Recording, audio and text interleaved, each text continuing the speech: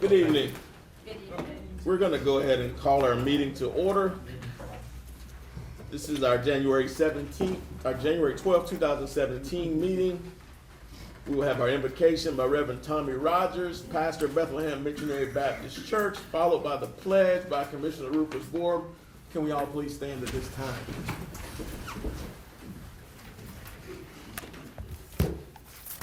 Let us pray.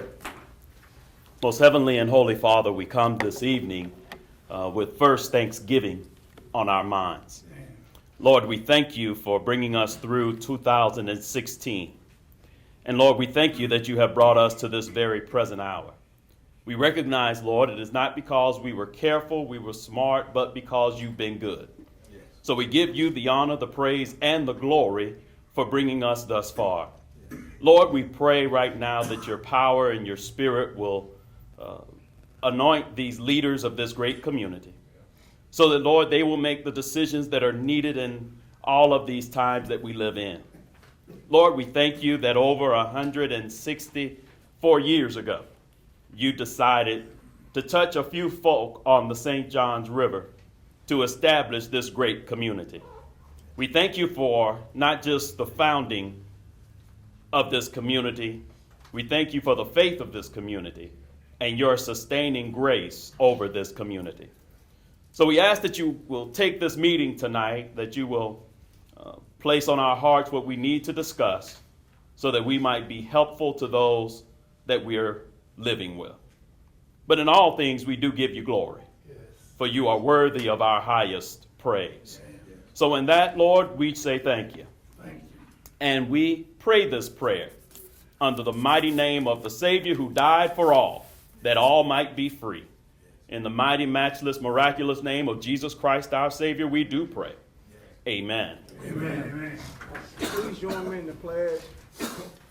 I pledge allegiance to the flag of the United States of America and to the republic for which it stands, one nation, under God, indivisible, with liberty and justice for all.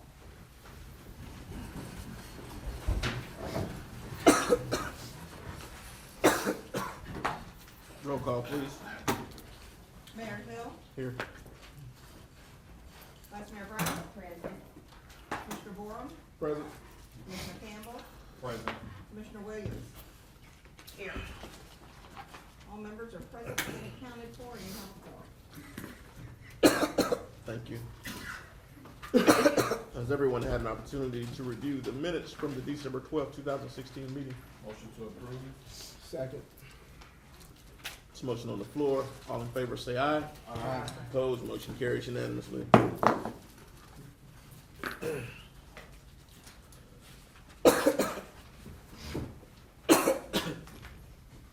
Moving on to our public recognitions.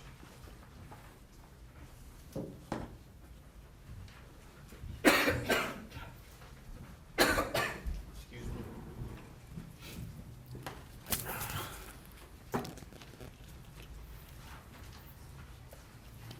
We've got two proclamations today.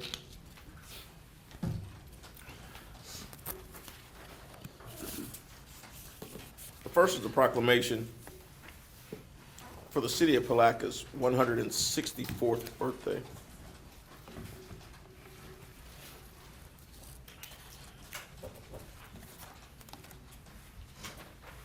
And the proclamation reads as follows.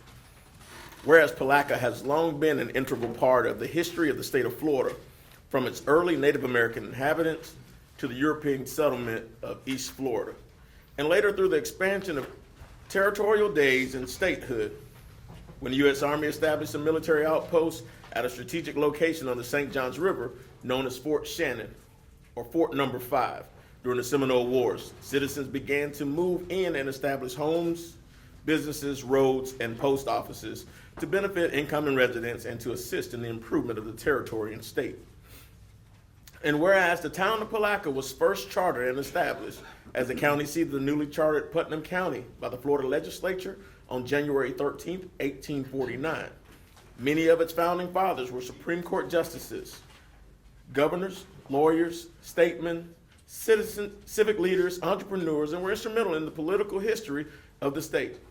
The community prospered until the outbreak of the Civil War, when progress of the settlement was halted. Following the war, Colonel Hubbard L. Hart made the area a tourist destination by promoting the steamboat industry for the next 60 years. Palatka became known as the gem of the St. Johns because of its charm and beauty. And whereas on January 8, 1853, the town was officially rechartered as the city of Palatka by the legislature for the purposes of providing local government to its citizens. The charter provided for an elected mayor and city aldermen until January 27, 1924, when a new charter was adopted that provided for the establishment of a more modern form of government with an elected 5-member city commission consisting of 1 mayor commissioner and 4 at-large commissioners, which exists to this day. And whereas Palatka suffered a devastating fire on November 7, 1884 with great loss, but the citizens rebuilt the town from the ashes in a more modern masonry town of the 1880s, and it became known as a tourist mecca of the South. But being one of the few communities in Florida to have mass transit systems of mule-drawn trolleys, industries such as Wilson Cypress Company, which shipped lumber all over the world, were established. And whereas the city of Palatka annexed its sister city, Palatka Heights, in 1921. With the city's ability to afford its citizens infrastructure, by 1930, the city of Palatka had entered the ranks of modern cities with subdivisions, 35 miles of paved city streets, parks, a golf course, a county jail, 2 hospitals, a high school, and a library. Today, Palatka contains hundreds of miles of paved streets and sidewalks, numerous parks and schools, historic districts, museums and galleries, industry, commerce, modern medical facilities, and municipally owned cemeteries, water and sewer utilities, and an airport. Now, therefore, I, Terrell Hill, Mayor of the City of Palatka, together with the members of the Palatka City Commission, do hereby proclaim the week of January 8th through 14th, 2017, as the City of Palatka's 164th birthday celebration week in the City of Palatka, and we urge all citizens to join in the recognition and celebrating this historic occasion. In witness whereof, I have hereunto set my hand and caused to be affixed to seal the City of Palatka on this 12th day of January, the year of our Lord 2017. Palatka City Commission, Terrell Hill Mayor, Mary Lawson Brown, Rufus Borum, Justin Campbell, and Tammy Williams. I'll entertain a motion to approve. Motion to approve. There's a motion to second. All in favor say aye. Aye. Opposed, motion carries unanimously. Again, thank you. We want to present this to our city clerk so that we can have a copy of it for our record.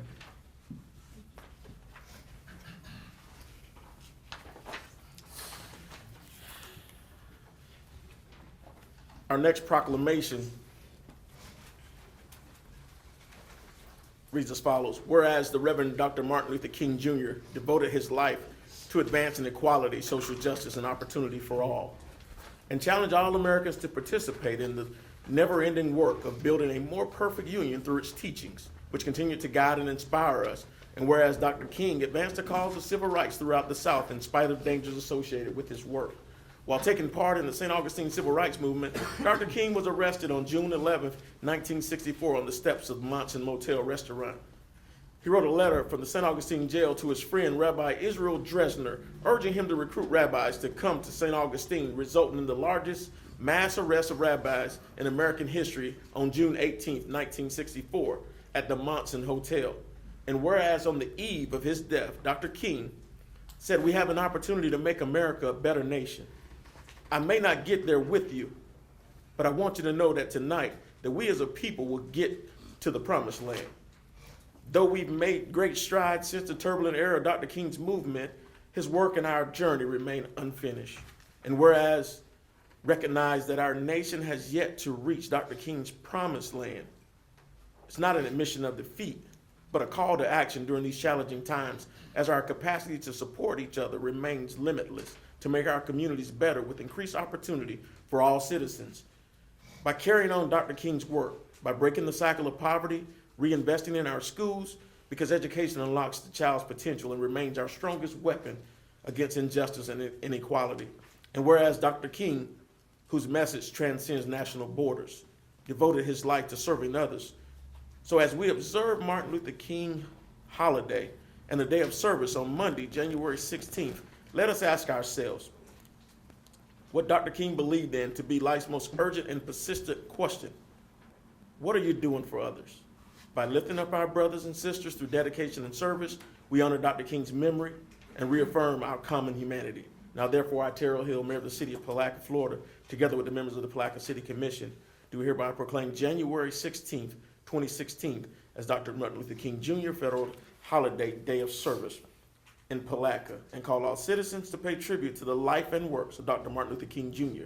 through participation in community service projects and events on Martin Luther King Day and throughout the year. In witness whereof, I have hereunto setting cause to be affixed to seal of the City of Palatka, Florida, on the 12th day of January, the year of our Lord 2017. Terrell Hill Mayor, Commissioners Mary Lawson Brown, Rufus Borum, Justin Campbell, and Tammy M. Williams. You hear the motion? It's a motion and a second on the floor. All in favor say aye. Aye. Opposed, motion carries. Let's give a round of applause for Dr. King.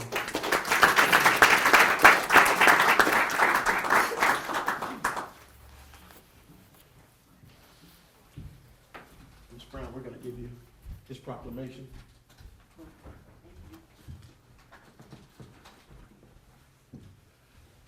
As I take my seat, I think during this time in our American history, it's extremely important that we remember the task associated with the work of Dr. King. This is probably one of the most divisive times in history besides the Civil War.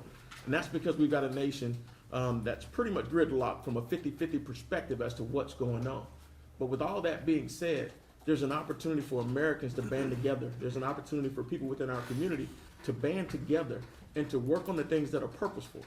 We understand that our process, our election process takes place, and there's a majority rule and a minority right. But there's still a consensus that we love our community. There's a consensus that we respect our neighbors and that we move forward for the greater good. And that's what I encourage us all to do, and to be mindful of that this weekend and the remainder of the year. So we will now open the floor on item 2 for public comment. We'll limit our public comment to 3 minutes. No action will be taken on topics of discussion.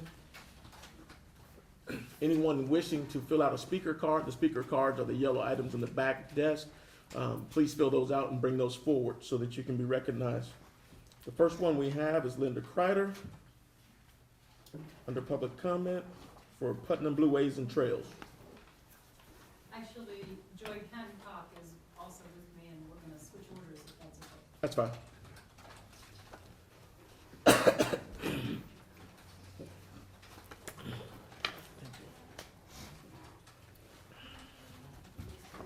Good evening, and thank you for taking the time to listen. My name is Joy Hancock. I'm the Executive Director of Bike Florida.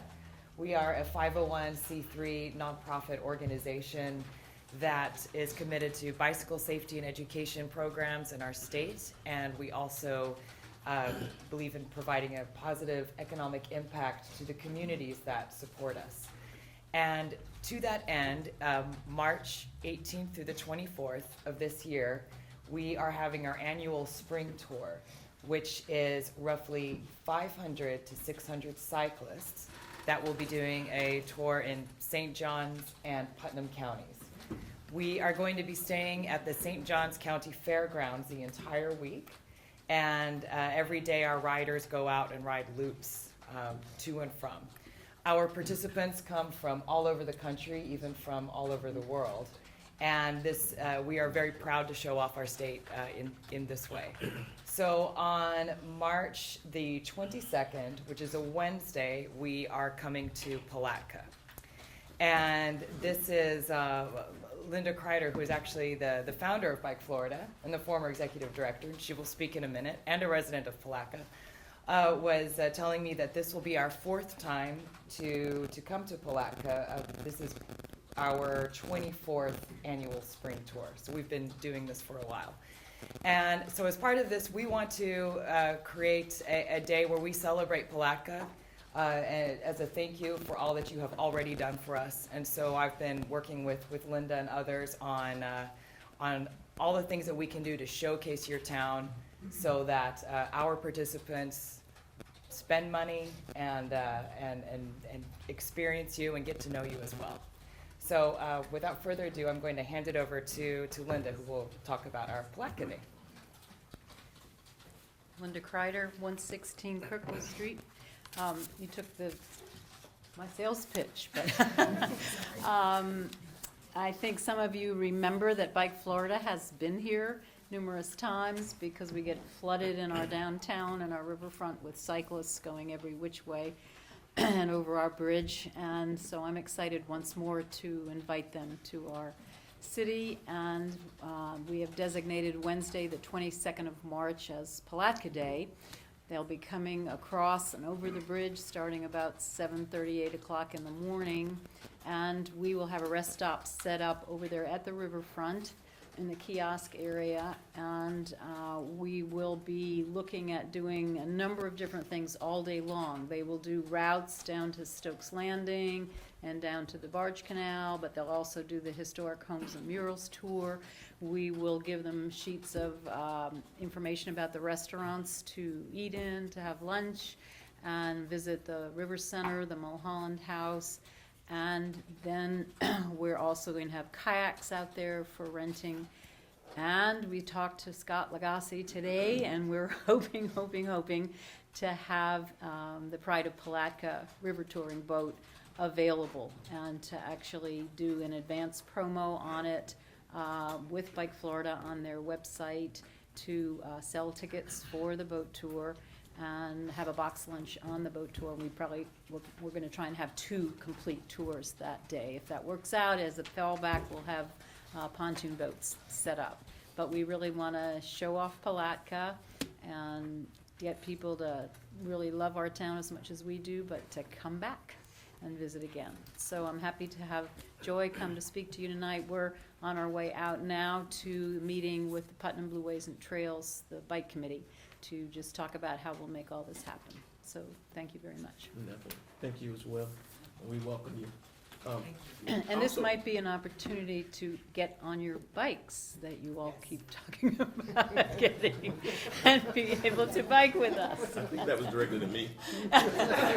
But I will say the other thing is Ms. Kreider has really worked diligently towards having communications with our railroad, with Amtrak, to see about getting us a manned station. If we can get 2 people that man that station, then it creates additional opportunities for biking. And I think that's something that we're working towards. It increases tourism and it increases several different opportunities for us throughout this community, and it gives us additional exposure. And so we thank you for your work. We thank you guys for It's coming over and choosing ongoing. Palatka. We're Really looking at it as a transportation hub. Right. And we want to invite all of you to come out and have fun with us that day. So, We'll definitely come out, and I volunteer Commissioner DeBoer to go for the ride.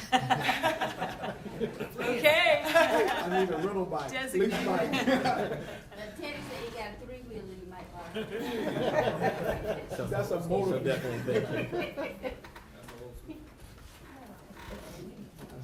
Also, we have Lisa Cedarum. I hope I'm not destroying your name. Yes, ma'am. Hold on, you're here for topic 12. We'll wait until the agenda if you want to. We'll wait until topic 12. Or do you want to go now? Okay, we'll wait. Is there anyone else here for public comment at this time? Got another speaker card from Kim Burnett. Ms. Burnett, will you come forward at this time?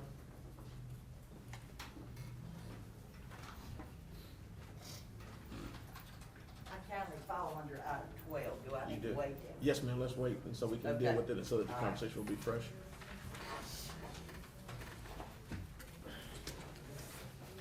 Is there anyone else here for public comment? Seeing no one, we'll close public comment. We'll move on to our consent agenda. Under our consent agenda, item 3A, adopt resolution number 2017-12-01, authorizing execution of the Victims of Crime Act VOCA grant for the Palatka Police Department in the amount of $40,237 for fiscal year 2016 and 17 to fund a full-time victims advocate position. B, adopt resolution number 2017-12-02, authorizing the release of the code enforcement lien on 404 South 13th Street per city attorney's recommendation. C, appoint Caroline Tingle to the Palatka Planning Board for a 3-year term to expire December 2019, sole applicant. D, reappoint James Vickers to the Palatka Gas Authority Board for a 3-year term to expire January 2020, incumbent. E, make the following pension board appointments: Melvin Register, General Employees Pension Board at City Commission Rep, 4-year term expiring 1/21. Mark Leonardy, Firefighters Pension Board as a City Commission Rep, 4-year term expiring 1/21. Ratifying appoint appointment of Art Leary to the Fire Pension Board as the 5th member for a 4-year term. F, appoint Conrad Wysock to the Tree Committee to serve at the pleasure of the commission, no set terms. G, adopt 2017 Palatka Commission meeting schedule. H, grant permission to exceed allowable noise levels, special events permit number 1709, Dr. Martin Luther King Day Festival, and March 1/16/2017 to include Booker Park from 11 a.m. until 3 p.m. and the closure of specified streets from 6:30 a.m. until 4:30 p.m. Shirley Edwards, African American Cultural Arts Council applicant.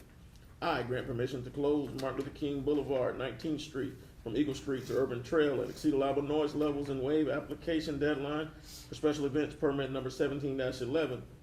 The Mighty Ducks MLK Youth Expo on 1/14/17 from 10 a.m. to 6 p.m. Levi Denegal and Terrell Hill applicants.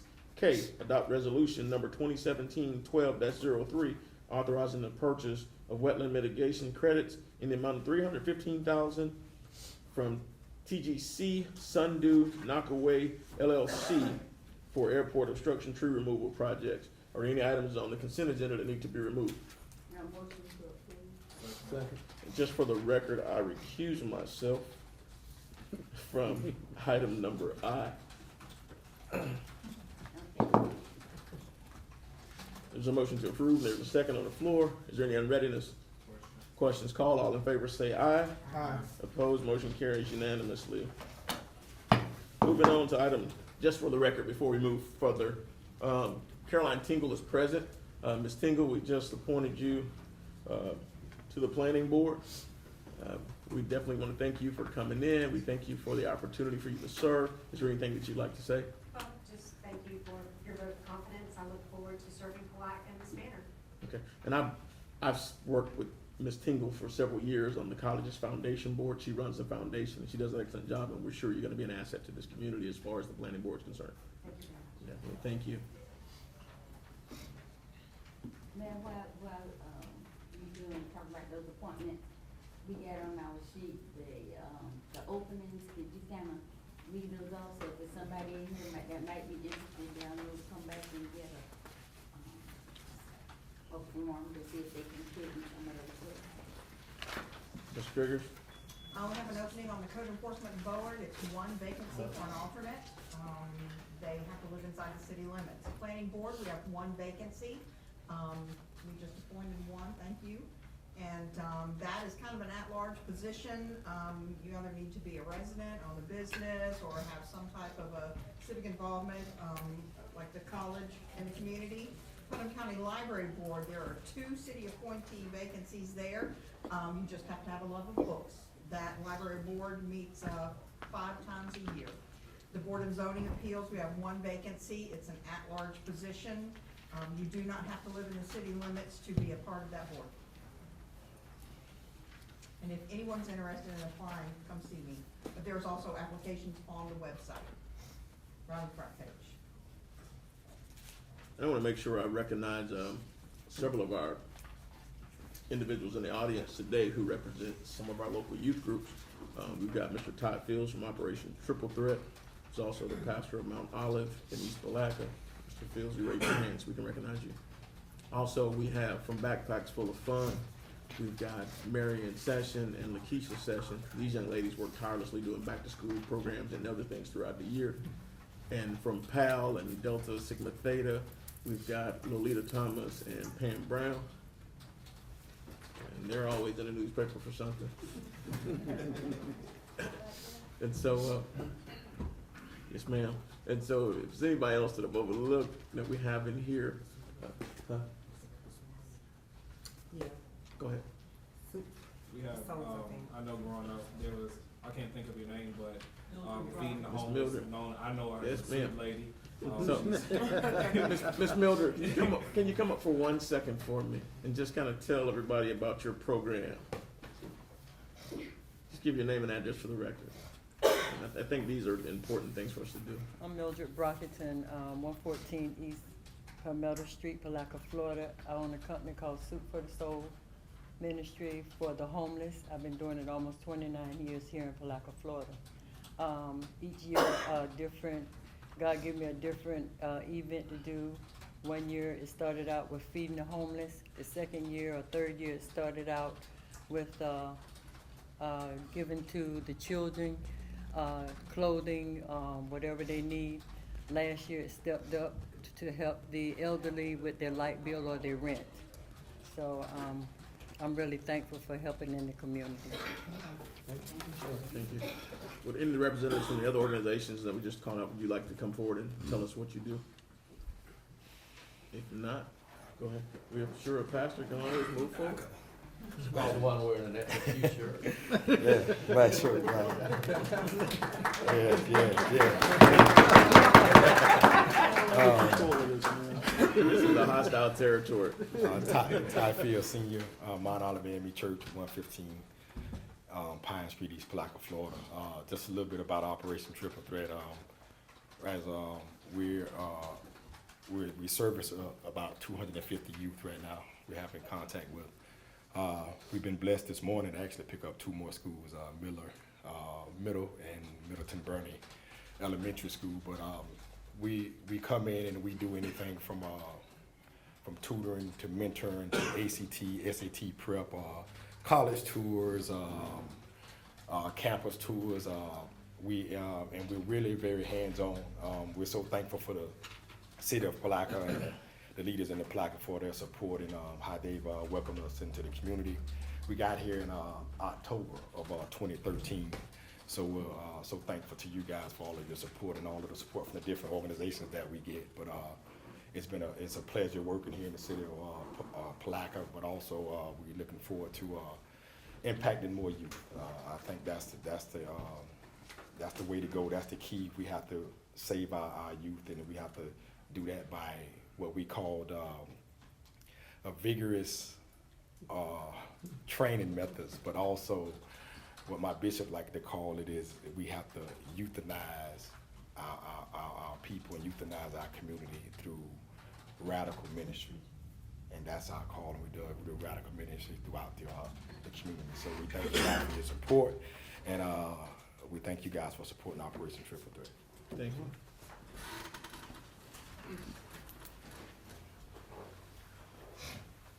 Hello, everyone.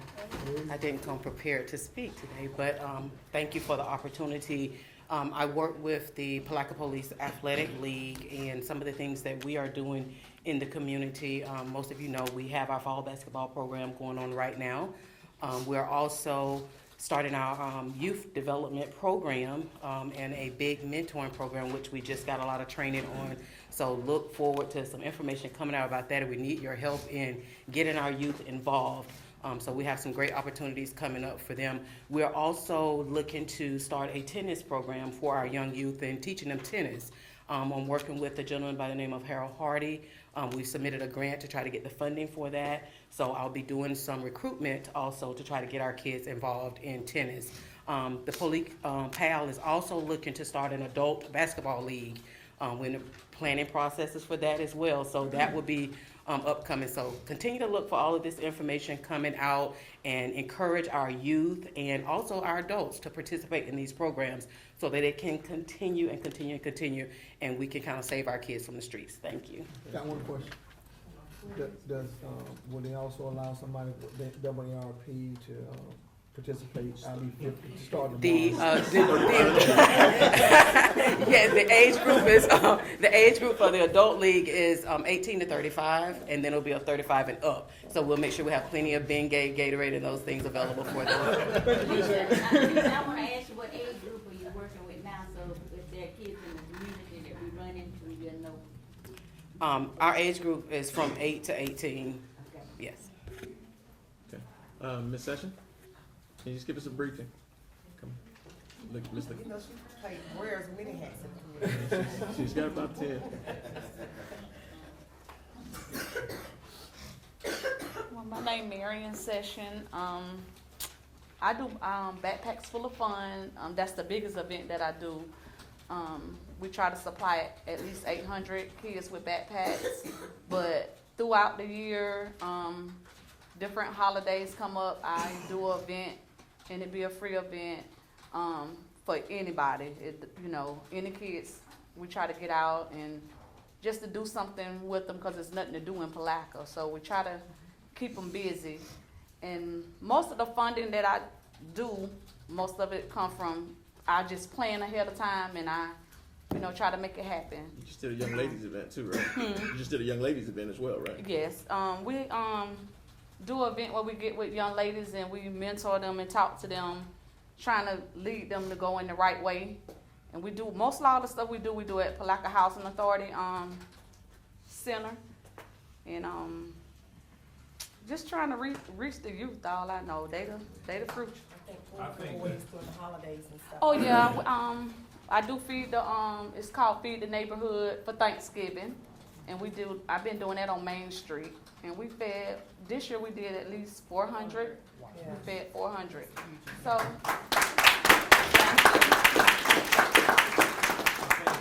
Just to piggyback off what she said, when Mayor Hill brought up the event that she did for the girl, I think that a lot of people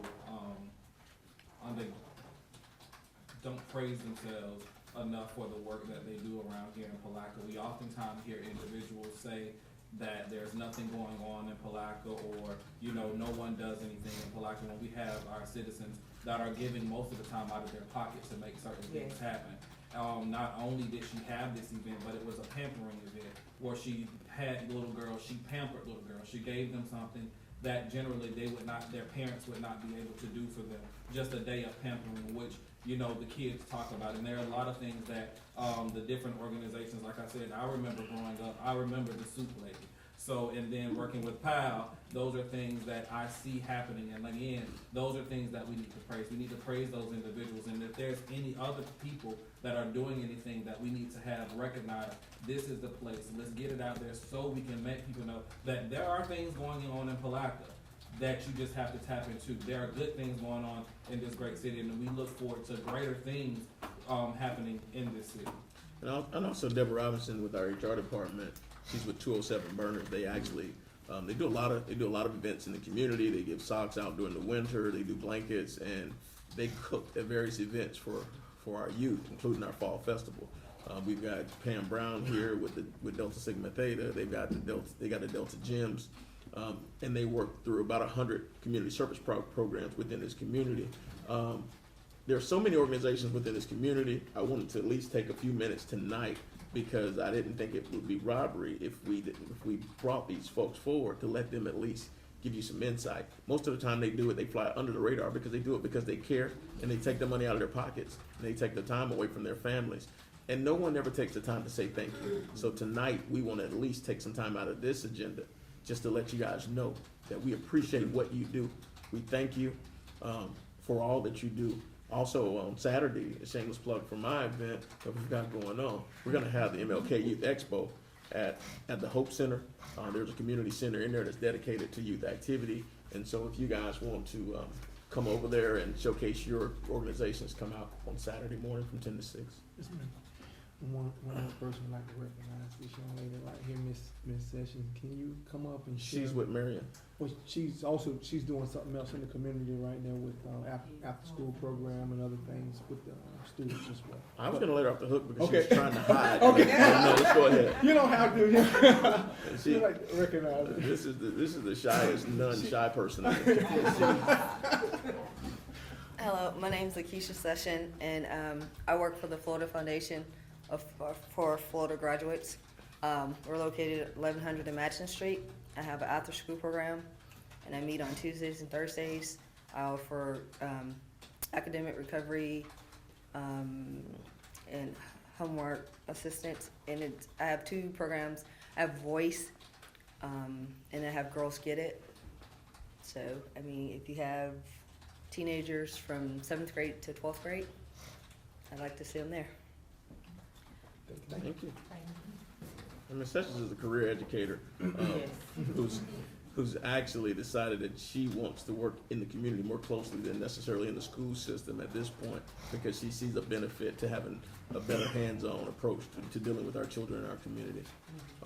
So again, we want to thank each and every one of you for the work that you do, and we encourage our citizens who are interested in any of those activities to make contact with them so that you can become involved as well with some of the programs that we have in place.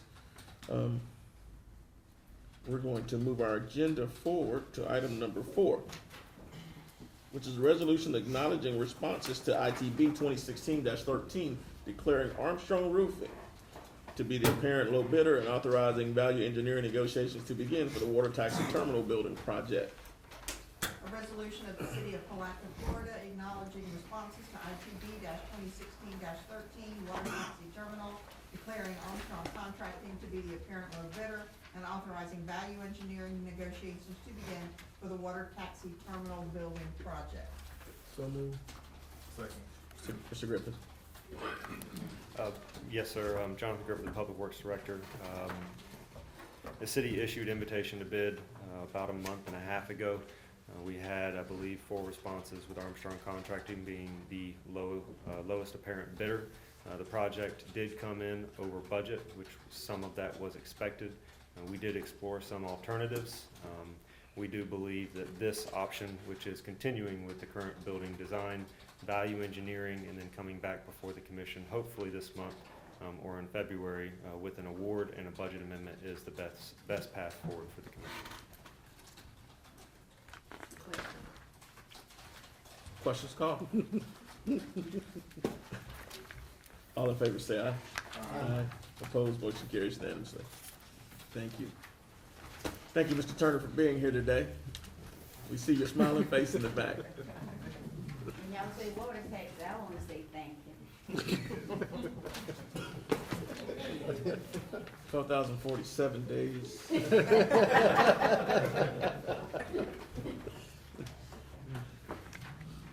Moving on to item number 5, our public hearing. Public hearing 2704 and 2706 Reach Street. Planning Board recommendation to annex assigned commercial land use and zoning to property from Putnam County C1, commercial general light, to city C1, general commercial. Owner applicants Miang Kala, Dongyu Miang, and Ed Bond. Item A, annexation ordinance, second reading. An ordinance of the City of Palatka, Florida, annexing into the corporate limits of the City of Palatka, Florida, certain adjacent territory identified as 2704 and 2706 Reed Street, located in Section 1, Township 10 South, Range 26 East, Public Records of Putnam County, Florida, contiguous to the boundaries of the City of Palatka, and providing an effective date. So moved. Second. This motion on the floor in a second. We'll now open the floor for public hearing. Is there anyone here for public hearing? Seeing no one, we'll close public hearing. Is there any discussion from the commission? Question. Questions called. All in favor say aye. Aye. Opposed? Motion carries unanimously. Item B, future land use map amendment ordinance. An ordinance of the City of Palatka, Florida, providing that the future land use map of the adopted comprehensive plan be amended with respect to the following parcel of land, less than 10 acres in size, from Putnam County COM Commercial to COM Commercial for 2704 and 2706 Reed Street, property located in Section 1, Township 10 South, Range 26 East, providing for severability and providing an effective date. So moved. This motion on the floor in a second. Is there anyone here for public hearing?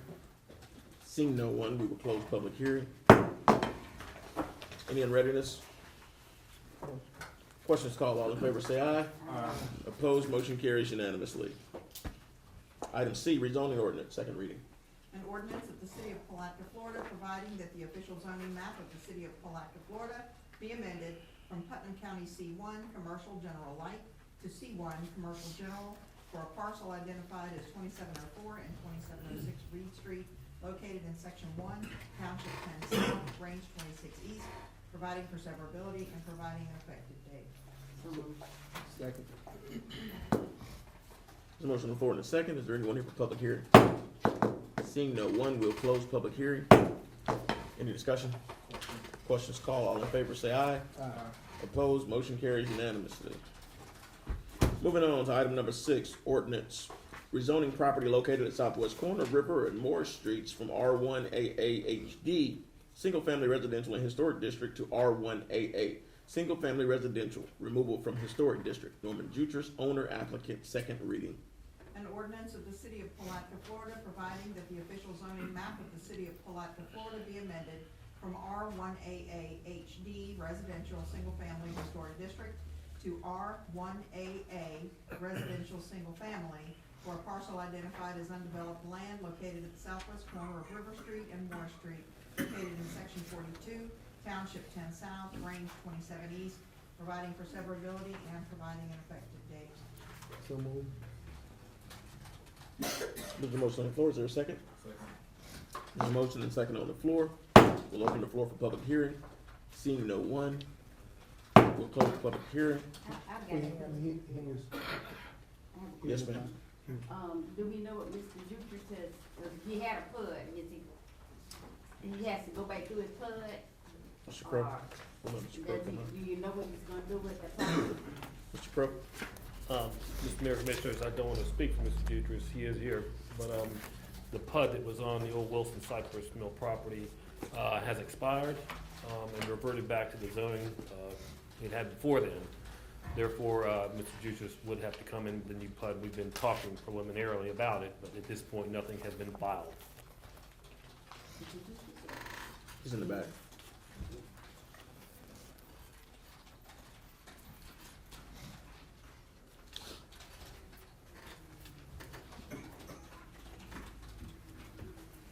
J. Norman Jutris, 412 Mulholland Park in Palatka. This had nothing to do with the PUD. It's not even part of the PUD areas. It is part of the old Wilson Cypress site.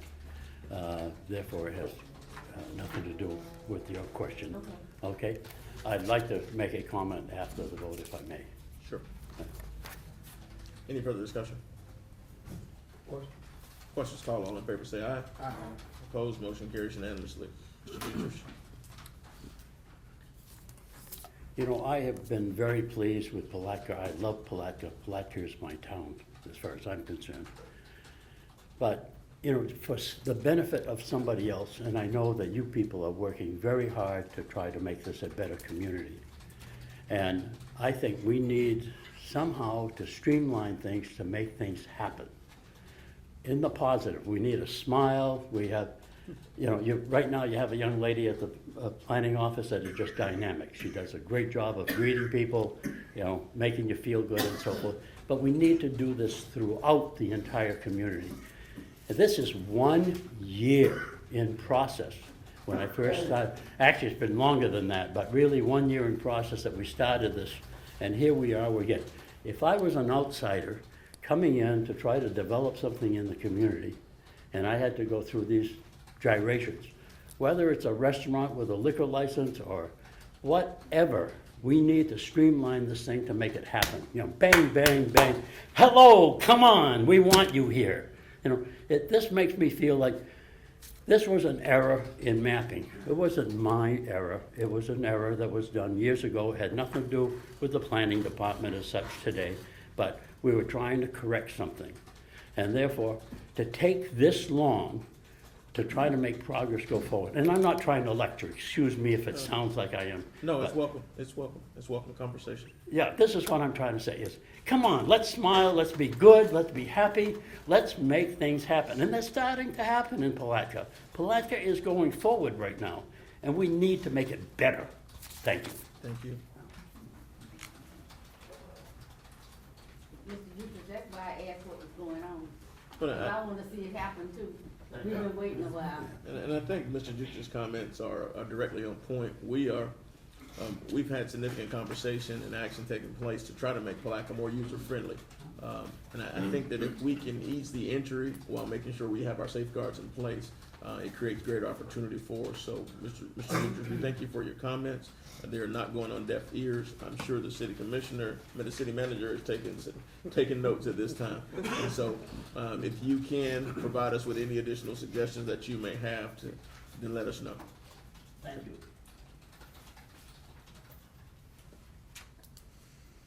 Moving on to item number 7, imposing temporary moratorium on the operation of medical marijuana treatment centers, licensed dispensing and cultivation organizations within the city of Palatka, second reading. An ordinance imposing a temporary moratorium on the operation of medical marijuana treatment centers and licensed dispensing organizations within the city of Palatka for a period of 6 months unless rescinded or extended by a subsequent ordinance or by a subsequent amendment to the city's land development regulations regarding the regulation of marijuana treatment centers and licensed dispensing organizations, providing for conflict, severability, and an effective date. So moved. Second. I have a question. Just a second. There's a motion on the floor in a second. I We'll want open to ask the question before we vote. That's all. I'll get to it before we vote. We're now open the floor for public hearing. Is there anyone here for public hearing? Seeing no one, we'll close public hearing. Commissioner Brown. I wanted to ask our attorney, isn't the state doing some stuff with marijuana? They'll be setting up some rules and regulations for marijuana throughout the state.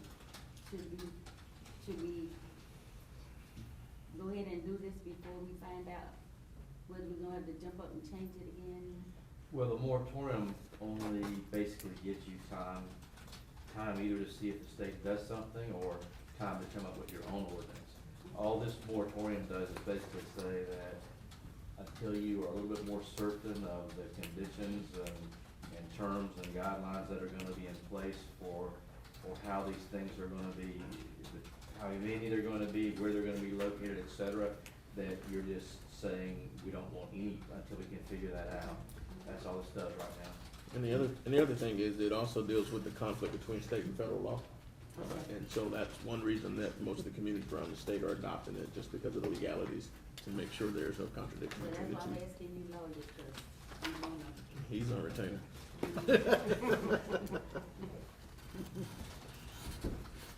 Okay. I yield to wisdom. Uh-oh. Is that on the record?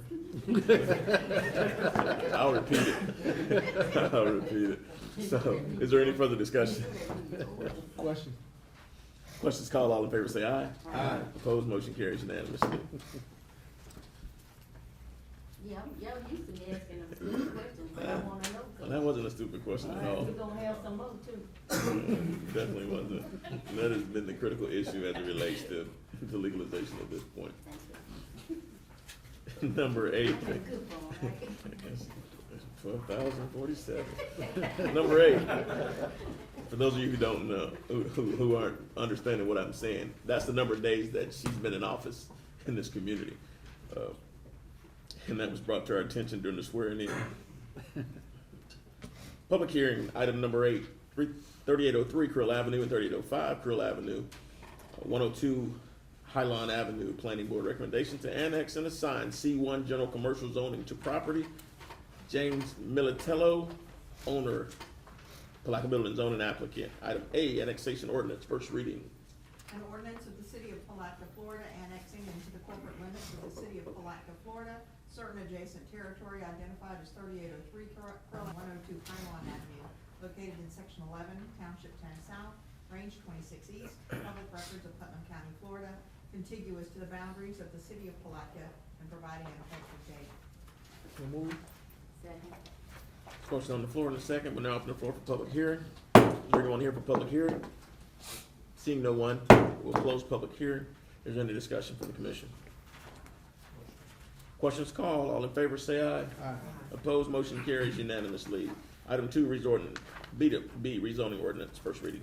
An ordinance of the city of Palatka, Florida, providing that the official zoning map of the city of Palatka, Florida be amended from Putnam County C2, commercial general light, to C1, commercial general, for parcels identified as 3803 Krill Avenue, 3805 Krill Avenue, and 102 Highline Avenue, located in section 11, township 10 south, range 26 east, providing for severability and providing an effective date. So move. Second. So motion on the floor in a second. Is there anyone here for public hearing? Seeing no one, we'll close public hearing. Any further discussion? Questions called. All in favor say aye. Aye. Opposed, motion carries unanimously. Moving on to item 9, 1001 Hudson Avenue, substantial change to existing plan unit development, PUD zoning, staff and planning board recommendation to modify the planning unit development zoning to property from M1 Light Industrial. Scott Gatshaw, Facilities Director for Putnam County School District applicant, first reading.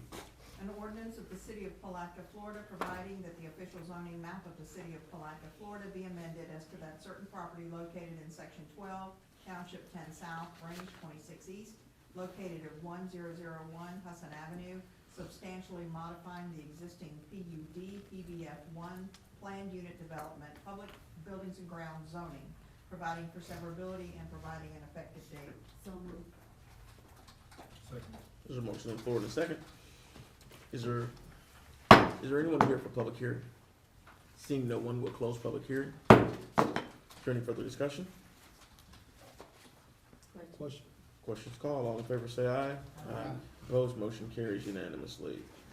Moving on to item 10 of the agenda, ordinance amending zoning code section 94-148 to allow changing signs, electronic and manual in C1 General Commercial Zoning District, first reading. Mr. Crowe. An ordinance of the city of Palatka, Florida, amending zoning code, section 94-148, to allow changing signs in C1 districts, providing for severability and providing an effective date. So move. There's a motion on the floor in a second. Mr. Crowe. Mr. Mayor, Commissioners, Thad Crowe, Planning Director. This is an ordinance that would basically open up more electronic signs. At this point, they're only allowed in intensive commercial and public zoning. This would also allow them in C1 zoning. Right now, the C1 zoning is mostly around the hospital. There's been a lot of doctor's offices that have been asking for this type of sign, so we feel it's an appropriate move. Thank you. We'll now open the floor for public hearing. Is there anyone here for public hearing? Seeing no one, we'll close public hearing. Any discussion from the commission? Question. Questions called, all in favor say aye. Aye. Opposed, motion carries unanimously. Moving on to item number 11 of the agenda, an ordinance amending Palatka Municipal Code, section 50-54, to add provisions allowing the issuance of a franchise license for selling or vending in the city of Palatka. First reading. An ordinance of the city of Palatka, Florida, amending chapter 50, article 2 of the Palatka Municipal Code at section 50-57 by allowing for the sale of articles or things by vendors within a park if a franchise license from the city is first obtained, providing conditions, terms, and limitations of such franchises, providing for the use of revenues generated by the issuance of franchise fees, providing for a conflict of laws, providing an effective date. Second. There's a motion on the floor in a second. Now open the floor for public hearing. Is there anyone here for public hearing? Seeing no one, we'll close public hearing. Is there any discussion from the commission? I've got a question. And I guess the question is by implementing these standards, are we creating additional barriers for vendors coming into the community? That isn't the intent. The intent, quite frankly, is to allow us to use a little bit more imagination in the way we perhaps allow some of our parks to be utilized. And quite frankly, don't mind me saying so, Mr. City Manager. Yes, sir. We've been working for the last 2 days, the city manager, Matt, and myself, on putting the golf course agreement in the form of a franchise. We believe it'll have certain benefits that a conventional contract would not have, but without an enabling ordinance to allow us to enter into that franchise, we wouldn't really be able to do so. So this ordinance that you have in front of you is coming to you at this point. It may not be only for the golf course franchise, but it is at this point in time coming for you in order that it would enable you to consider the franchise, the golf course agreement in the nature of a franchise. Any other questions? Seeing none, we'll call the question. All in favor say aye. Opposed, motion carries unanimously. Moving on to item number 12. Municipal Code governing internet cafes, hours of operation, and fees. And I brought this item forward because I've had an opportunity to speak with a couple owners, and I wanted to at least have a discussion as it relates to regulations that we've had in place. It's come to my attention that a couple of the businesses have actually left the city limits. Most of those businesses on an average provide about 6 jobs within the city of Palatka. One of the, just to kind of refresh our memory, one of the things that we did was we limited the hours of operation until 10 p.m. On weeknights and 12 p.m. on the weekends. I wanted to bring back before the commission and the consideration, or at least start the discussion of extending the hours to be more in tune with what we do from an adult entertainment side with our nightclubs, which we allow to operate at 12 on the weekend to sell alcohol until midnight on weeknights and until 2 p.m. on the weekends. And they have special conditions as it relates to certain holidays that are in place. And speaking to one of the owners, one of the things that I learned is that their revenues were significantly impacted by the reduction of hours. I've talked to the chief. I think that one of the questions becomes, does the extension of general hours create any type of risk from a legal standpoint? We have the ability to make modifications to the ordinance from the standpoint of being able to require security. Most of the places are starting to provide their own security. Didn't seem like there's much interest in not being able to provide some form of security or safety for its citizens. But I also think that there's an opportunity for us to go back and look at this ordinance in totality, to make some general modifications that would be beneficial for both the city and for the merchants. And so my request at this time is that we extend a moratorium for 60 days and entertain a workshop to speak directly to the business owners who operate the internet cafes and get some input from the community as a whole as to what their take is on the suggested modifications. And so it's more so at this point, my request, You want a motion? yes. I'll make a motion to do the moratorium. Second. Can I ask for clarification? The clarification, and that's what I was gonna do, so that we're clear on what I'm asking for. The moratorium is just for, it's just for the reduction of hours at this particular time for the 60 days. As far as the zoning and everything else is concerned, we wanna leave it intact as it relates for now. And so that's the question I've got. We had a period where we had a period of time in which when we did the ordinance, where we allowed people to conform within within a 90 day, by January. And so there was some conformity at that point.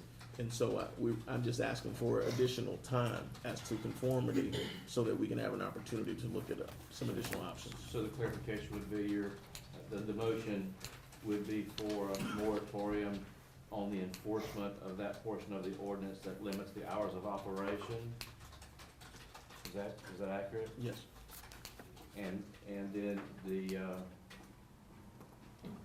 so let's think about that for a second. If the moratorium prohibits the enforcement in its entirety, then you basically have no hours of operation. You got it, right. So might the moratorium be temporarily to basically limit the enforcement to operation after midnight and before 2 a.m. on the weekends. The same as bars? So opening at what time? They're opening at 10. 10 From a.m. 10 a.m. till midnight on weekdays and 10 a.m. till 2 a.m. on weekend nights? Right. Okay, so What about Sundays? Is it the That same? is included in the weekend. Friday through Sunday. so do you understand the motion to be that? And that's what you intended to? Until we can look A at it second. and find out. Yes, I second. It's a motion on the floor and a second. Is there any further discussion? Question. Unless you think there was some people here, you don't want them to say anything about this one. Wait until we had a workshop. Actually, let's hold up before I call a question. Commissioner Board, if that's okay with you. All right. I've got 2 cards. I got 2 speaker cards. I want to make sure that we're informed of everything. We've got Kim Burnett, 2000 Reed Street. Would you please come forward at this time?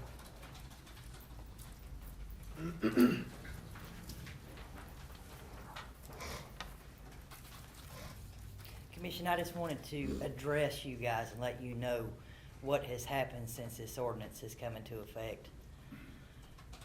To my knowledge, everybody in the internet cafe community acknowledges the rules and regulations that were put forth, and they are abiding by them.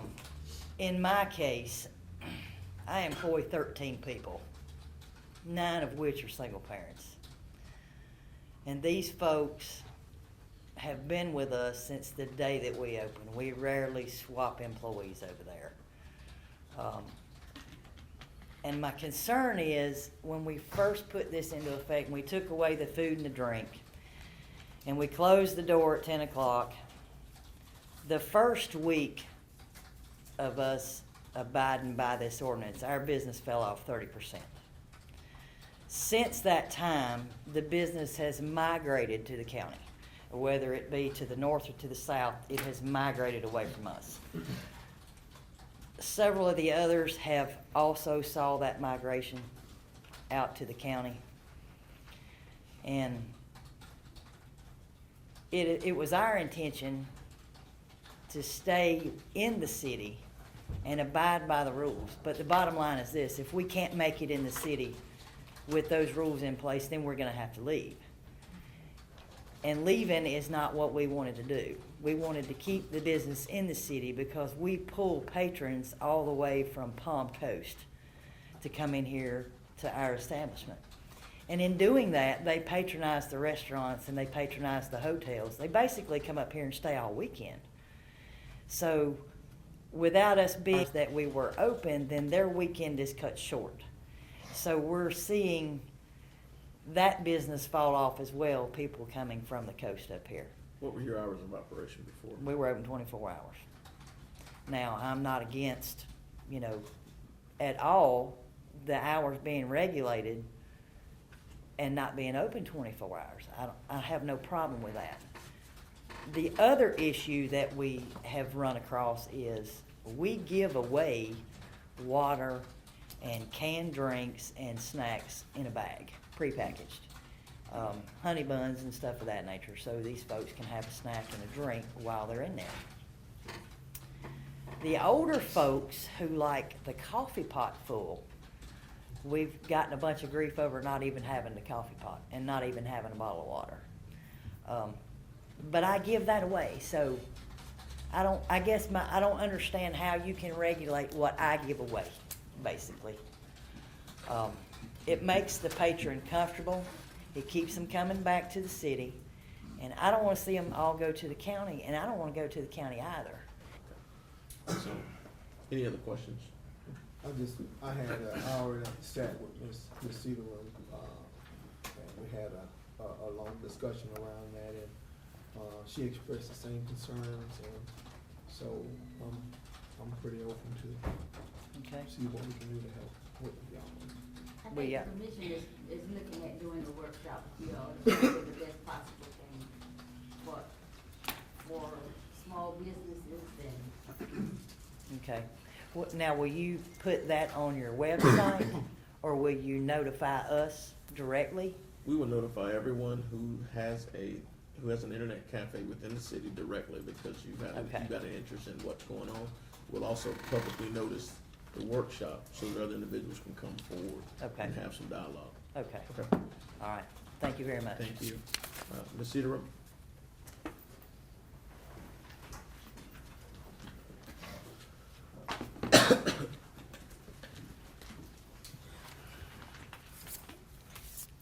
Good night, and thank you all for giving me the opportunity to be able to stand here and speak. I am the business owner of One Stop Business Shop, which is on 2801 and 2803 Reed Street.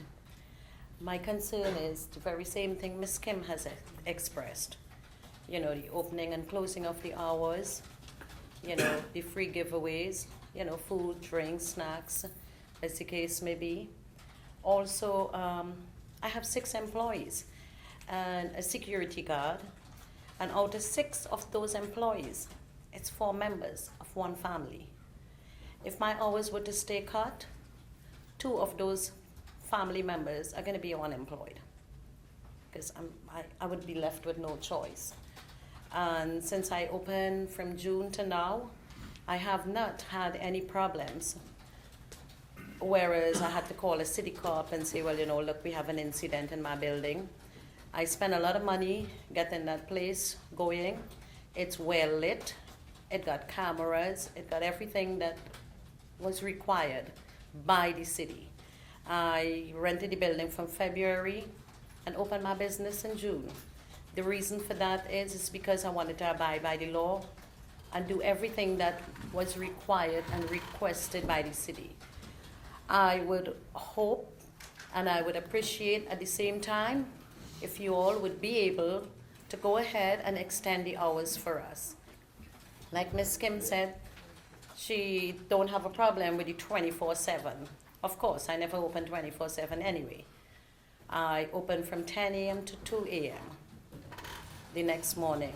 If we can get that, I'll appreciate it, and I would thank you all for listening to me and giving us the cooperation.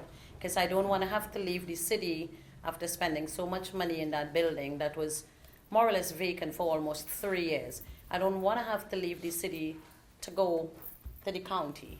I don't want to do that. I like where I am at, and I want to continue to stay there and do business. Thank you. Thank you.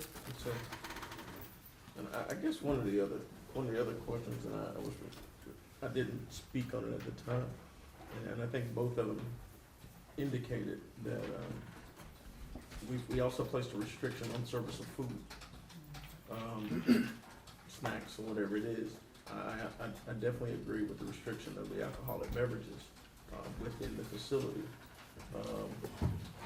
but I would like to gauge the commission as a part of this motion, if it's something that is friendly to Commissioner Brown, who made the motion, about the commission's perception of allowing them to have snacks, for lack of any other term, during that time period. And I don't know if there are any legalities or concerns as it relates to the police department with that issue. Okay, I just want to make sure that we cover all our bases. Is that something that would be friendly to the motion? Yes. Yes. Yes. So, for the, Can I ask one more question? What about establishments that are operating without a valid permit or license right now? Are you looking to avoid enforcement action against them also? those, any properties that are operating without a license needs to come into compliance. Is it within that time frame or? Immediately. Immediately. Immediately. That's so, can we, What, give them 30 because I days? think that the last time we made the vote to one of the businesses, that is operating. So, our ordinances are in place for a reason. Regardless, they have to, we're only considering businesses that are licensed. And so in making this vote, my purpose is for businesses that are licensed within the community. And so, we need to move forward with those businesses that are legally operating and as it pertains to the law. And any businesses that aren't, we strongly encourage them to get on board. So, is there any further discussion from the commission? Questions called. All in favor say aye. Aye. Opposed, motion carries unanimously. Moving on to item 13, Palatka Historic Preservation Board case, HB 16-53, request for certificate of appropriateness to replace existing manual scoreboard with the new 5-foot tall by 16-foot electronic scoreboard at 810 Laurel Street. Excuse me, Putnam County applicant, Rotary Park. didn't we do this, didn't we do all this once before? Y'all sat down here and. Mr. Crowe. I may be old, but, No. Candlelight. So that we know that one of the things is, we done this. for the record, it did come before the commission previously, but because Rotary Park is within the historic district, within the South Historic neighborhood, within the South Historic District, it had to go before the Historic Preservation Board. And so they came up with a recommendation, which was contrary to what the commission's recommendation was, and Mr. Crowe is gonna outline what those recommendations are. Mr. Mayor, Commissioners, Thad Grove, Planning Director. This case was kind of running on the same track as the ordinance change that would allow scoreboards citywide. It was two different cases, really. One being the sign ordinance as it pertains to scoreboards, because it didn't recognize scoreboards. So we had to amend the sign code and zoning code to define scoreboards. And the commission took some opportunity to adjust some of the standards regarding the size, and to strike some of the other provisions that were presented at that time. Right around the same time, the Historic Preservation Board considered the case of the sign in Rotary Park of a scoreboard. The conditions of approval, this was for what's called a certificate of appropriateness. The Historic Board has basically the final authority, and it did approve this sign based on the conditions you see on the first page of your agenda items. And Can you go through those enumerated, those Real quick. enumerated counts, so that we can have an idea what it is? Okay, number one, of course, get a sign permit. Number two, the condition regarded, and this was worked out with the Historic Preservation Board at the meeting, essentially between the applicant and the board. Number two, the game scoreboard can be used starting at 6 p.m. and not continuing beyond 9:30 p.m. with flexibility for late running games. Number three, the sign conformed to what was submitted in the packet in terms of the size and the specs that were presented by the applicant. Number four, the sign would be adjusted or oriented so it would be facing the Campbell Building more so than the residences along Laurel Street, which are pretty close by. Number five, the sign height limited to 15 feet above grade, which the applicants indicated would allow for them to accomplish the purpose of the scoreboard. Number six, the back of the sign should not be used for advertising purpose, which really conforms to the sign code because that would be off-site advertising, which is only allowed in the M1 zoning district in the form of billboards. Number seven, only game-related scores, statistics, sports-related information, public service announcements, and team-sponsored could be displayed on the scoreboard. Number eight, the scoreboard can only be utilized during games. Number nine, no scrolling, flashing, or other movement, which is the same as our electronic sign standards, which currently doesn't allow scrolling, flashing, or other movement. Number 10, 2 trees planted along Laurel Street, essentially to screen the existing homes that are pretty close from seeing the scoreboard. And the scoreboard has been there for 30 years? Not this scoreboard. There was an old scoreboard that was not an electronic scoreboard. The intensity and brightness was never there. Keep going. Number 11, and this is just some cleanup stuff. There was some signs along the fence, advertising signs, which again, the sign code does not allow, and these would be removed, which the applicants agreed to. Number 12, there was. What do they have to do with the scoreboard? It was a COA, and it essentially runs with the property, so the historic board took the opportunity to try But to. the applicant doesn't own the applicant doesn't own the park, the city owns the park. And the county uses the park. So why would we place that onus on the applicant? The county owns the park, and the Penile Baptist runs the program. There's a lot of folks involved, a lot of moving parts, but essentially that was the motion. And there was mesh that was getting ragged and kind of falling off the fence. So that, one of the conditions was that be replaced or removed. And also, the board added the last condition, which was to communicate with the South Historic District to let them know about upcoming games, just so they could be prepared for the activities and the parking and whatnot. So that was approved in October. And the Historic Preservation Board does have the ability to kind of go above and beyond what the provisions of the sign code and zoning code require. But the buck stop here. These boards are boards that are making recommendations to us, I think. I've been sitting there a long time, and I think that that's what they really do. What gets me is that we sat here for a very long time, and I knew very little about scoreboards, but by the time we left here, most of us had an education, and they fathomed out what we needed to do. I can understand if they want trees, the block, and it be turned towards Campbell School, but this seems to, all the stuff that the commission put in place, they're going to change it to me. And I think that, we need to, no disrespect to them, but I think we need to let folks know that we work very hard researching stuff and doing it. Well, Vice Mayor, I can't understand why they would want trees on the scoreboard. My first issue is that we restrict activity at a public park to 6 p.m. Nothing can be done during the day based upon the recommendations that came before them. One of the things that we continually talk about is ease of entry for people coming to this community.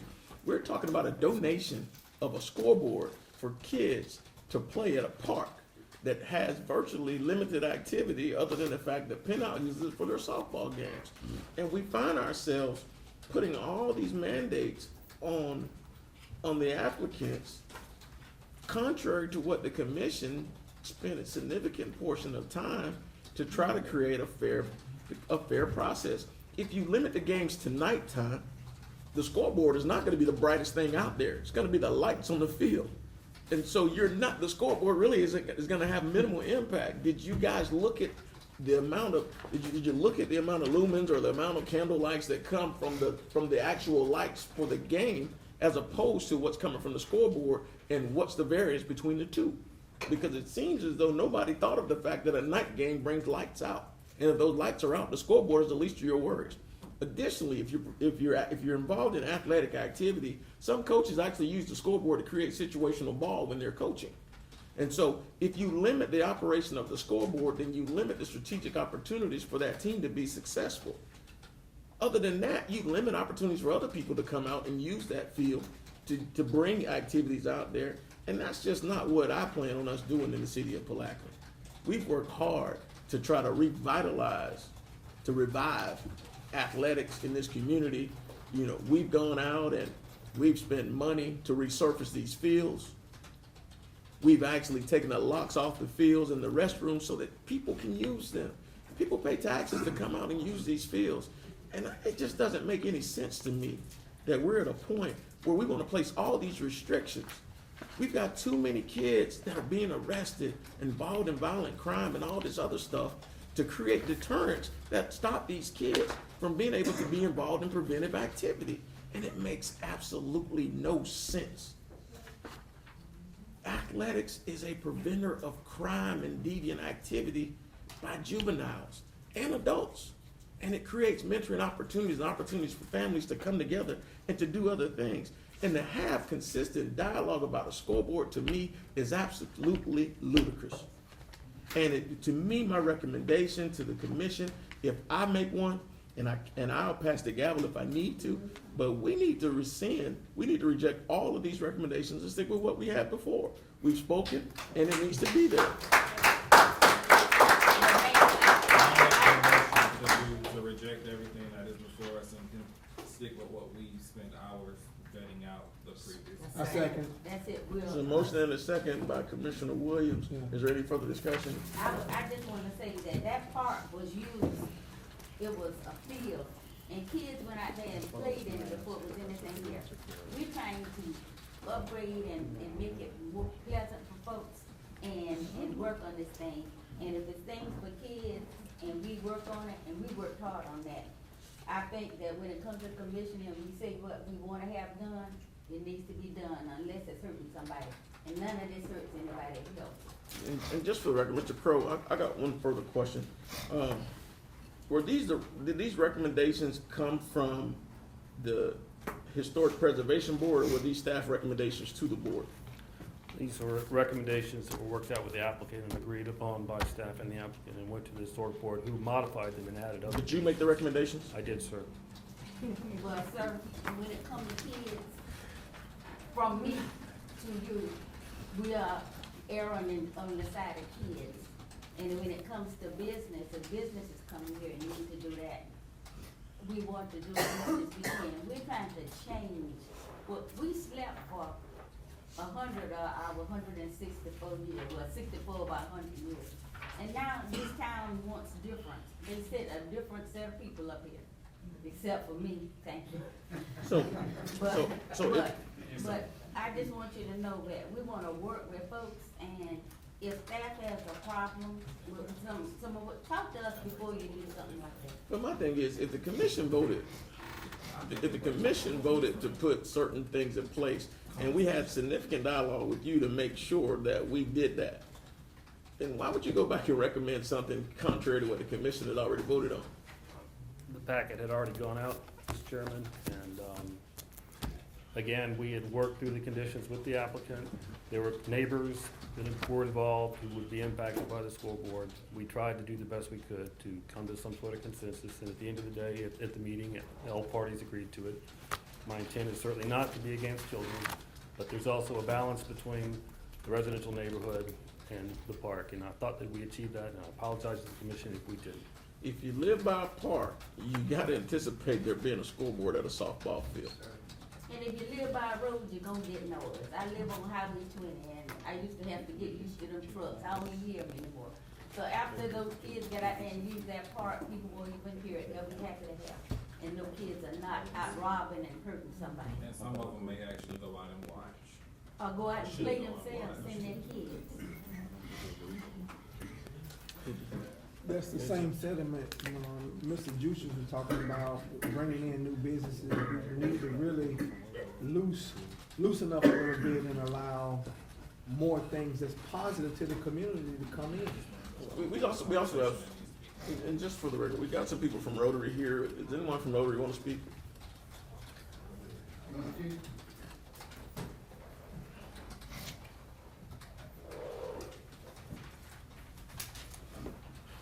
Good evening, ladies and gentlemen. My name is Bob Taylor. I'm past president of the Rotary Club of Palatka. And in about May or so of last year, we became aware that the existing scoreboard had fallen down, had gotten into dire straits. And we voted to replace the scoreboard. It costs about $4,500. And some of the sentiment conveyed by the mayor was our feelings that youth and older people, everyone likes baseball. It's America's game. It used to be called America's game. And we thought this was a good thing. Frankly, our board was rather shocked to encounter some of the conditions and requirements of replacing an existing scoreboard. But obviously we complied. We felt like we had to comply. I'm happy that the board feels in a manner that's similar to ours, that recreation is very important. Structural activities are very important for our community of all ages. And it's nice, I think, when someone like Rotary, when a club like Rotary donates their hard-earned money to a community field for the purpose of a sports activity. So we laud the approval, or laud the action of the board tonight, and support improving playgrounds wherever they exist. Stand ready to answer any questions you may have. So we wanna thank you because we always asking people to help. We're better together. We've had more meetings since I sat in this seat with this commission than any other commission I have, to try to fathom out the best thing for as many people as we can. We know everybody's not gonna be happy, but we try to do the best we can. And we encourage our community to work with us. And we applaud you for wanting to put that there so you can help us work with our kids. Thank you, Commissioner Brown. Thank you, Mr. Jutras. Gentlemen, ladies, thank you. Good evening. Norm Jutras, 412 Mulholland Park. I also happen to be a Rotarian here in Palatka. But this is another example that we need to help the planning board or the planning director get the right tools. This started in May. Here we are in January. We cannot afford to do these kind of things to people. We need to be able to streamline it so that, come on, let's get things going. We got a gift, $4,500, and accept it with grace, and let's just do it. Amen. Okay, we've heard from Rotary, we've heard from staff. Is there anything else that needs to be discussed by the commission as it relates to this motion? Call for question. Question, all in favor, say aye. Aye. Opposed, motion carries unanimously. Moving on to item 14 of the agenda, city commission appointments. Number 1, Putnam County Development Authority. me, myself, and Vice Mayor Brown for 1-year terms. I would like to remain on there if I can. I'll go through and discuss these, and we'll take a cumulative motion at the end. Number 2, I would as well. For the Development Authority is Mayor Hill, Vice Mayor Brown. It was Commissioner Norwood, Okay. but he is now gone, so you need one more member. Okay. Is there anyone else who wants to be on the Development Authority? It's morning meetings. It's Morning meetings. I would, Commissioner Bohr, I can do it. appreciate For a that. period of time. Thank you for accepting. Junior Employees Pension Board, City Commission Representative, 4-year term. That was Commissioner Norwood. What time are those meetings? 3:30, 10 right? a.m. Those are 10 a.m. meetings? And they're quarterly meetings. We can get your way every 3 months, Commissioner Williams. Welcome. Northeast Florida Regional Council, I'll be replacing former Mayor Myers. Save Historic Central Academy, Committee Liaison. That was Commissioner Norwood. I'll do it. Rod Solution Board of Directors, City of Palatka Representative, new request. I would, if you all don't mind, like to do that. I've been working with, You been working with Boyd forever, we got you. So, is there a motion to approve those recommendations? Make a motion.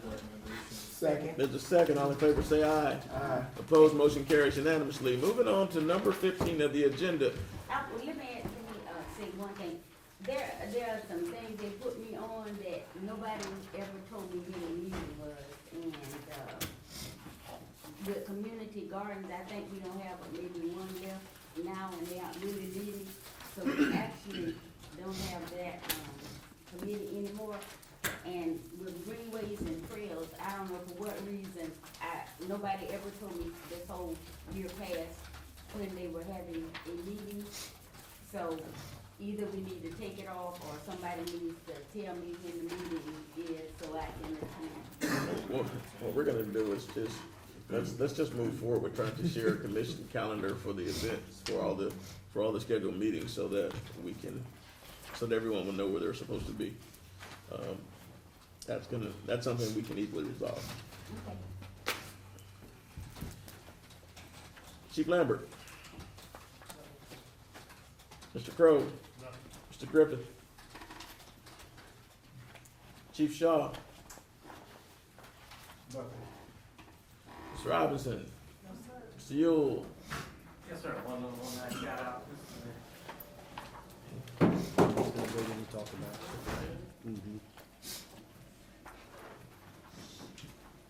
This is the last, John Yule, Airport Manager, last commission meeting before January 28th. The plans for the flying are going very well. And I just want to give a shout out to the television people and everybody here to help us get the word out. January 28th, the event starts at 9 a.m. And I think we'll have Scott out of Palatka jump in at noon and open festivities with the national anthem, which is always a nice way to kick it off. The food's outstanding, the crowd's good. And you'll see flyers around town and advertisements. And in case I don't make it, please carry on there, boss. Date again, John? Right. Date again? January 28th, Saturday, January 28th. So, thank you very much. How far, don't we have some folks that are coming, how far are they coming from? You know, we had calls from as far away as Canada, Pennsylvania. So are we calling it the fly-in again, or is it Oh, that ball in thank you very much. I meant to say that. It was voted on and approved at the last advisory board meeting to change the name from the community open house and fly-in to the Palatka Classic Fly-In and Car Show. And I do need to say something about the cars. The car show is growing significantly. First few years, we just had a few And I even got a call from the Jacksonville Mustang Club to ask if we could handle 800 units of Mustangs. I said, no, maybe not this year.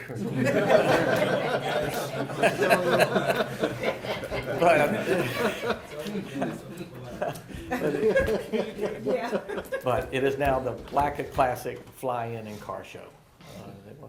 And I hope you took 200 of those units.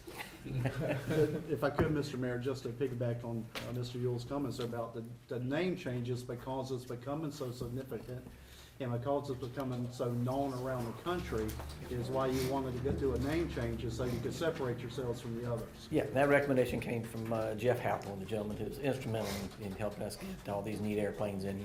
And he recommended that because it's gaining such popularity in the aviation world. It's not so much the local Palatka thing as it is, the aviation aspect of it. So great opportunity to mix the two. So please come out Saturday, January 28th from 9 to 4. Mustangs. Thank you. Mr. Reynolds. Nothing, sir. Mr. Driggers. Mr. Holmes. Nothing. I'd be remiss if I don't recognize Quinn Romay from County Emergency Operations. Thank you for being here with us, sir. I want to do one more thing. Arbor Day, scheduled for the 26th of January at St. John's River State College. We have a big event planned. So that's 10 o'clock in the morning on the 26th, and I'll get out a press release tomorrow. What did you say it was? Arbor Day, January 26th at 10 a.m. at St. John's River State College. And so there's a big celebration going on. We encourage everyone to come out. Mr. Suggs. Just a couple things. Just want to thank our city attorney, Mr. Holmes, and Mr. Reynolds for about 8 or 9 hours worth of shut door negotiations, or not negotiations, but creating an agreement for the golf course. It was a very serious undertaking, and I just thank both of them for all their time and effort on it.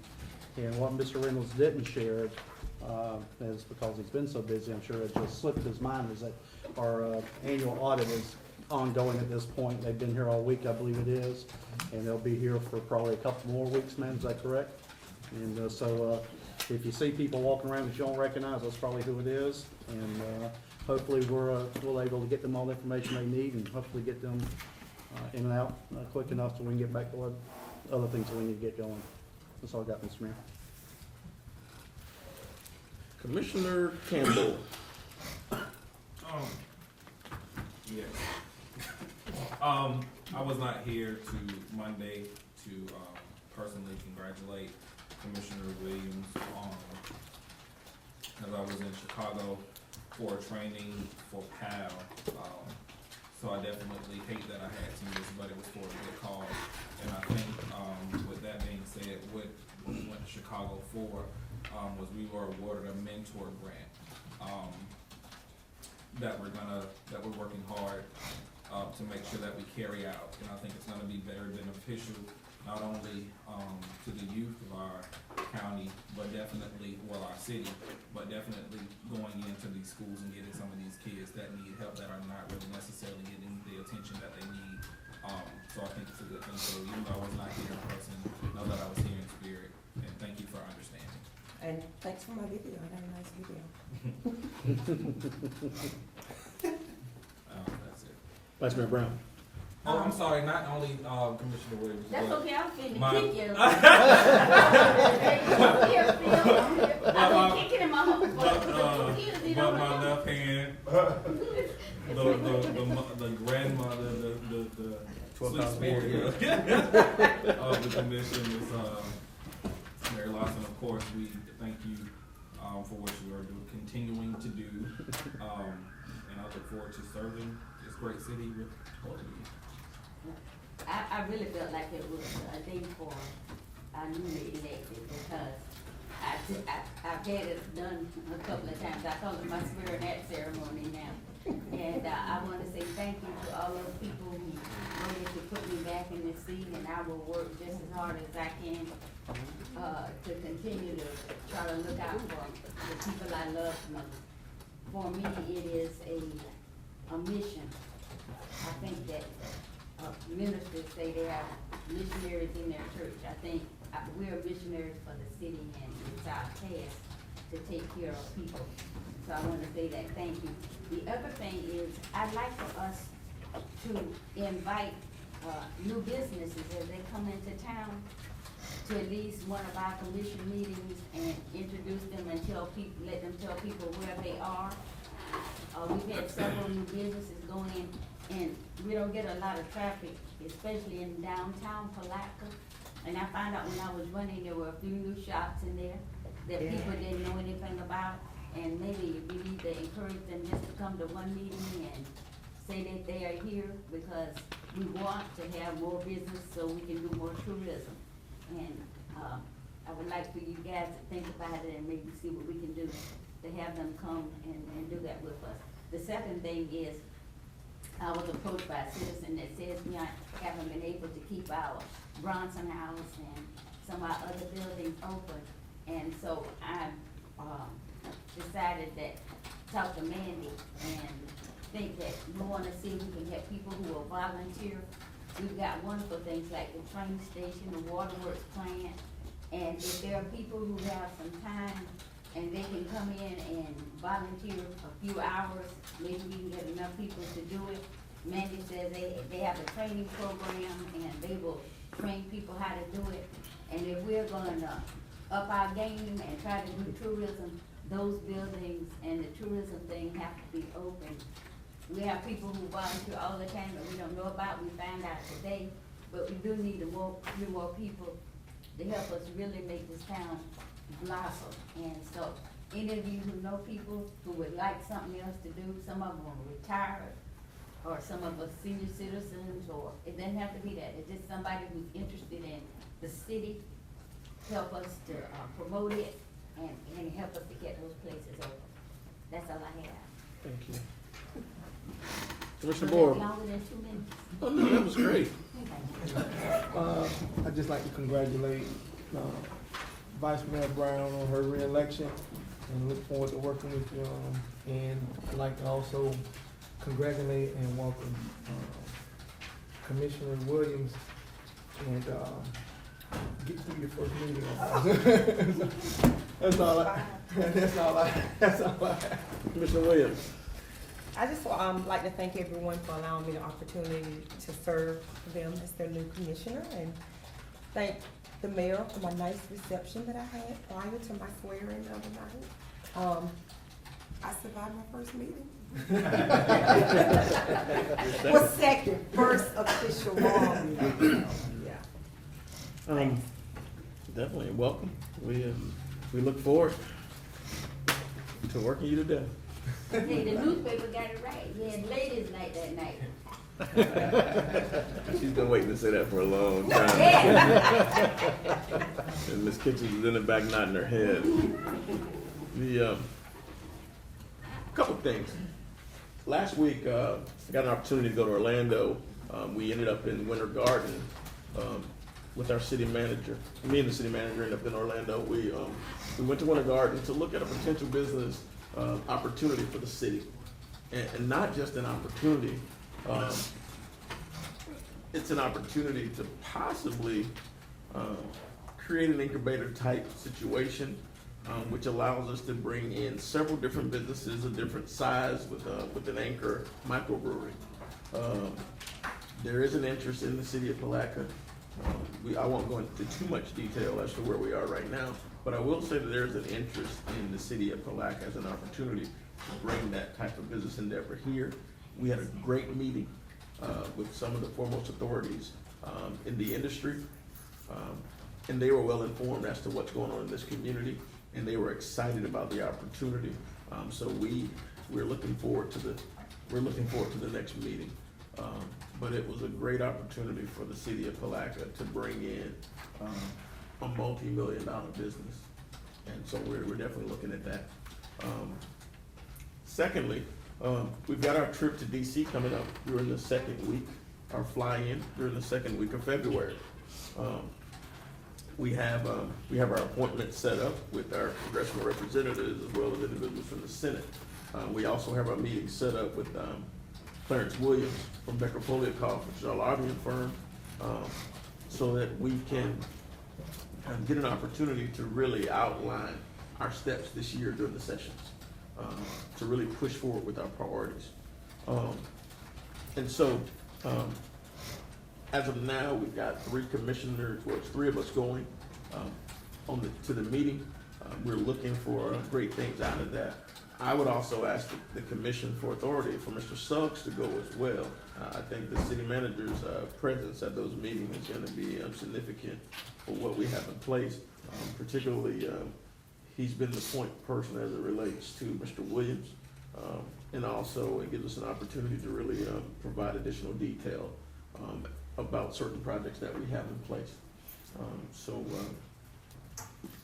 that's a request, that's my request. We really don't need, I don't think we need a motion, we just need general consensus from the commission as a whole. Agreement. And so, and I think that, staff overall has been working very diligently. We have some opportunities as it relates to new market tax credits. New market tax credits is an opportunity for rural communities. There's an emphasis on rural communities, particularly in Florida and in Texas. From a national level, we've had some economic development tours with several different organizations. Senator Bill Nelson's office has been very helpful in providing us contacts with different governmental agencies as well as some private sector individuals. From that initial meeting that we had, where we had all the governmental agencies in here for the county as a whole, there have been some additional opportunities to really work with some of our business owners in the community to stimulate the market by significant numbers. New Markets doesn't look for any projects that are under $5 million. And so we've identified several projects within the community that could really turn this community around. So we're looking for great news over the next few months. And most of these projects have to be done within a 12-month period. When we're successful in getting that allocation, there's a $7 billion appropriation for new markets within the country. Looking at shovel-ready projects within rural communities that have the infrastructure in place, that have the transportation in place, and Palatka has been identified as a major player in new markets. And so we're moving forward with some work on that. And that's where we are. And the last thing I've got, my frustration is when we in government fail to put people first. We're here to serve the citizens of this community. And I really one of the things that I desire is to see the culture and the perception of the city of Khalakka from a municipal standpoint change. I want to see us become more people-friendly, user-friendly, where we don't lay down. We don't lay down what we need as far as safeguards, but we focus on opportunities to make the process better for citizens, to make the process better for those who see Palatka as a golden opportunity to come into an area and do great things. We don't want to close the doors. We're looking at a point where we open up the gateway, but we also understand that we do that with certain safeguards and controls in place. But Palatka is a friendly community. Palatka is a small community that represents what old Florida was. And we're an anomaly now because everywhere around us is growing and they've outgrown themselves. So people are looking at Palatka as a place to come where they can get away from some of that other stuff and still have amenities. And so I want us to be conscious of how we treat individuals who come in, because that smile, that aiding temperament, the accommodating small town feel that you get when you come to certain places, it allows individuals who move from North Carolina, as some of our speakers did today, it allows people to believe that this is home, and they adopt it. You'd be surprised at the number of people that we meet throughout our meetings, even in Orlando last week, who say, "Oh, you're from Palatka. We know Palatka. That's a great place. We're actually thinking about looking at that place as retirement." opportunity. But we gotta make sure that we market ourselves as the true gem that we are, and that we have a policy that we have policies and we have individuals in place who make it easy for us to welcome folks in. This could easily be the tourist hub again. But it takes a mindset that says, even if there are obstacles that we have to overcome in dealing with issues, that we help people through the process. We don't turn our head to the rules, but we help them through the process. And if we can do that, and we're mindful that within this community, the greatest resource that we have is our young people, and we start to cultivate that resource and to direct them and to guide them and to mentor them, then this city can be what it once was during its glory days. And so I encourage everybody within the city of Palatka, let's change our mindset. It's no more of that dying city stuff. It's no more of that we're at the bottom of all these different things. It needs to be a mindset that we're rising to the top. And in order to rise to the top, we just have to rebuild ourselves. We have to reinvent what Palatka is. And that's what we're doing. And we've got to be mindful of the great assets that we have here, the great people, and the great opportunities, and just continue to move forward. And so that's my speech for the night. It's longer than 2 minutes. Vice Mayor Brown. Also, last thing, in adopting of our schedule, and I missed it earlier, if we're gonna be in Washington DC, our last meeting is on Friday. And that is the day after our February 9th meeting. 3 of us wouldn't be here. And so,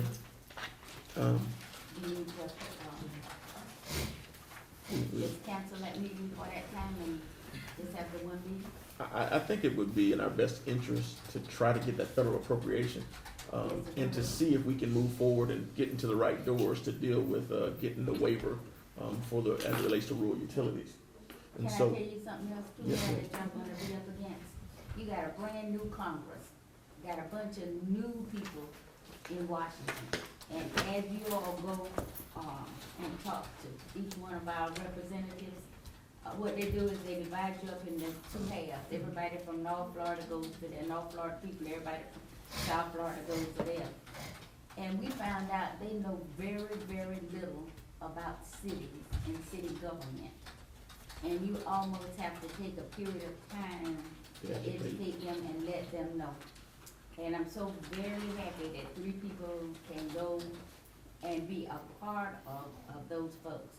I think the last time we went, we took 32 people and we saw 46 elected officials. And you're all at a place now that you're an asset for us, because you can explain to them better than anybody else their needs. And there, a lot of them are at that place, they wanna listen. And so, I also have my it's called Fast Action Strike Force book with all the criteria in it that you'll be talking about. And I will get it to to the city manager for you to pass around so you can have a little, information before you get there. And then the National League of Cities meets with you and they'll give you information on it. So we've come a long way, because one time we couldn't afford for anybody to go anywhere. And now we've had folks work hard with our budget and stuff to help us get people to places they need to be to make us better. And I thank these people, because they give up stuff. When we do this, we give up something. it's well worth it. In order to move forward, there has to be some sacrifice. And so that's where we are. We're committed to it. 12,048 days. We are committed. I will entertain a motion to adjourn.